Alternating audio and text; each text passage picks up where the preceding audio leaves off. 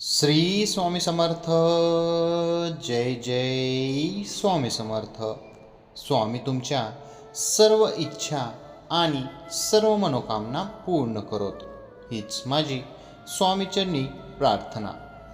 मित्रांनो, जुलै महिन्यात तुम्हाला चांगली बातमी मिळेल, परंतु या महिन्यात तुम्हाला तुमच्या बोलण्यावर नियंत्रण ठेवावं लागेल. या काळात अति बोलल्याने प्रेम संबंध खराब होऊ शकतात, त्यामुळे वाद टाळा. नोकरी करणाऱ्यांना या महिन्यात अनपेक्षित धनलाभ होऊ शकतो. व्यापाऱ्यांना जुलै महिन्यात त्यांच्या व्यवसायात चांगला नफा मिळेल आणि पैसेही योग्य ठिकाणी गुंतवले जातील.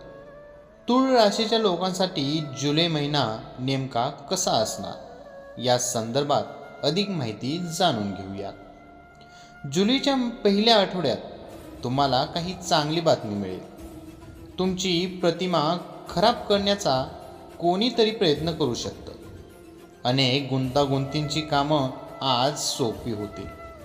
विचार न करता कोणतंही मोठं पाऊल उचलणं टाळा.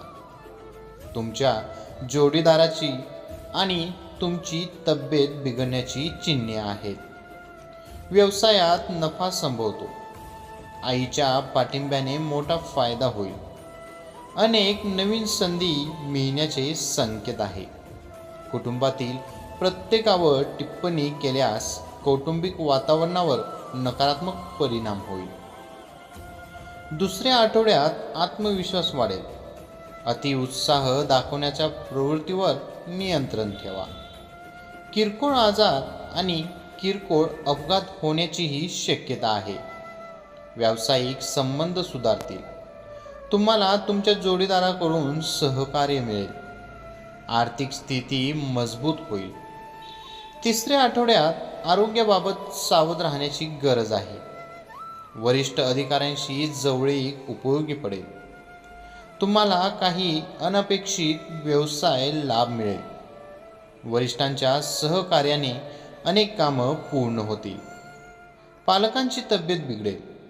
मौल्यवान वस्तूंची विशेष काळजी घ्या. चौथ्या आठवड्यात तुमचं चौफेर कौतुक होईल. भौतिक सुखात वाढ होण्याचे संकेत आहेत. फालतू बोलून वेळ वाया घालवू नका.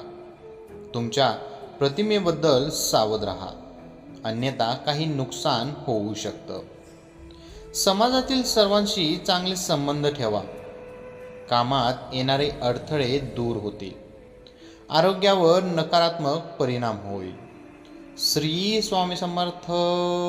जय जय स्वामी समर्थ. मित्रांनो, ही छोटीशी माहिती आवडली असेल तर आपल्या व्हिडिओला लाईक, कमेंट आणि आपल्या चॅनेलला सबस्क्राईब करायला विसरू नका. श्री स्वामी समर्थ. धन्यवाद.